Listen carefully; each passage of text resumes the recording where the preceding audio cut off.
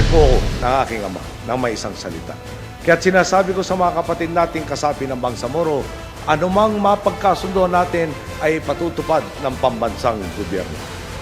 Almost 18 years ago, we started to talk peace. And then by then, we do not know where we are heading. But on our part, no matter how long the journey, we will always reach the destination.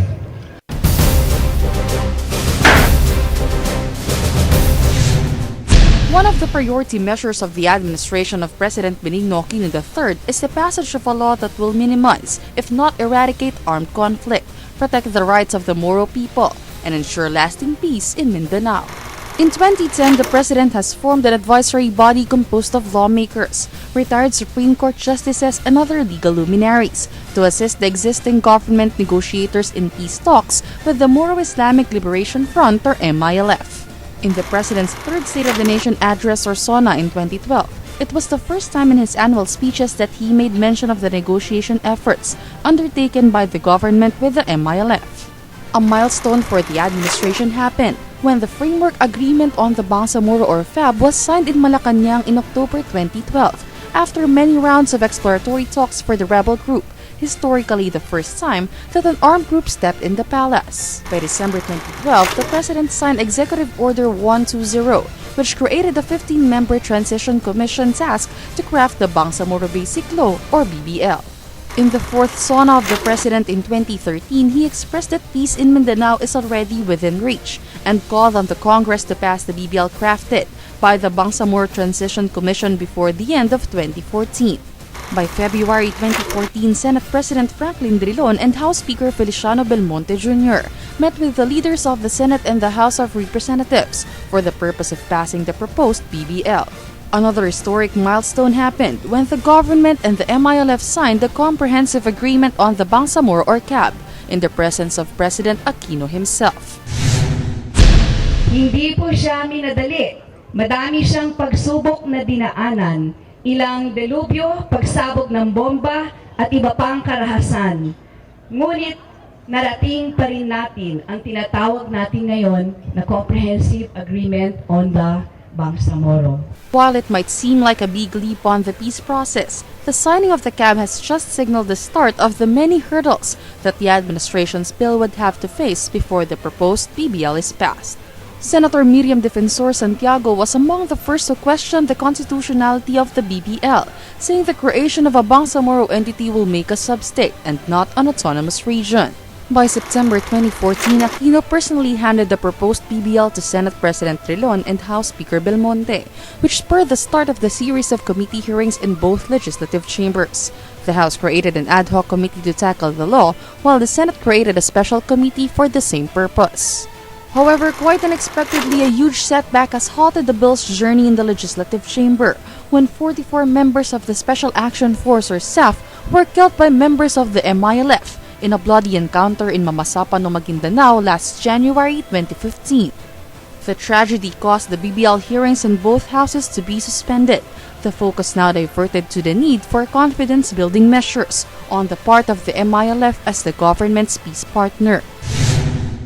Akala sa tingin ko niya at marami rin nagkakala na yung peace agreement with the MILF will produce a situation na magkakaroon na ng peace in Mindanao.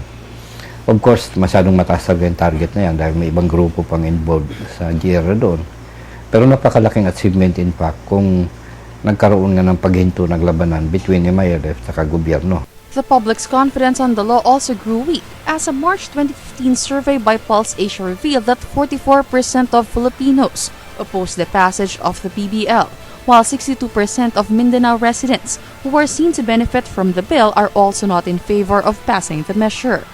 Despite the growing opposition on the bill, Congress leaders remained steadfast that the bill will still be passed, only moving the passage target date before the second regular session of the 16th Congress, adjourned sine die in June.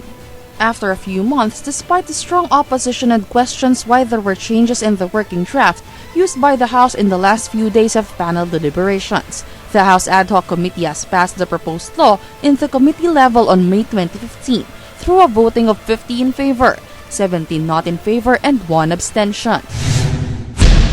Well, it's always been controversial. There are always those who are really against the bill, whatever it is. I'm confident that we will win in the plenary with quite a substantial majority. The Senate, meantime, has not finished deliberating in the committee level, as the chair of the committee handling the BBL, Senator Ferdinand Bongbong Marcos Jr. himself, does not believe in the proposed law, thus his plans to propose his own BBL version. We are presently writing the substitute bill that I will then present to the members of the committee initially and eventually to the entire Senate. So that should be ready very soon after Sona. Meantime, House plenary discussions on the bill yielded long debates, causing the target of the passing of the bill before the Senate adjournment to be moved by October. With the clock winding down for Aquino's remaining days in office, the administration's call for the creation of a new autonomous region on the Bangsamoro seems to be still far from reality. Ang problem, the process has not ended. It should have ended with the establishment of the Bangsamoro political entity. Pero the fact na hindi, at mukhang by the day, lumalabo na yung prospect na may tayo yung Bangsamoro na yan, the more na hindi niya maklaim yung legacy dyan.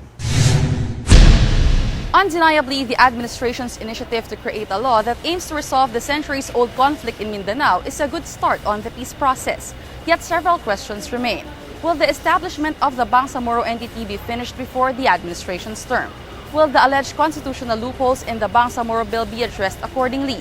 And will the proposed measure guarantee lasting peace for our Moro brothers? The answer lies on how President Aquino will work on his remaining days as the country's chief executive on his advocacy of Tuwid na Daan. For Sona 2015 Special Report, Eunice Narido.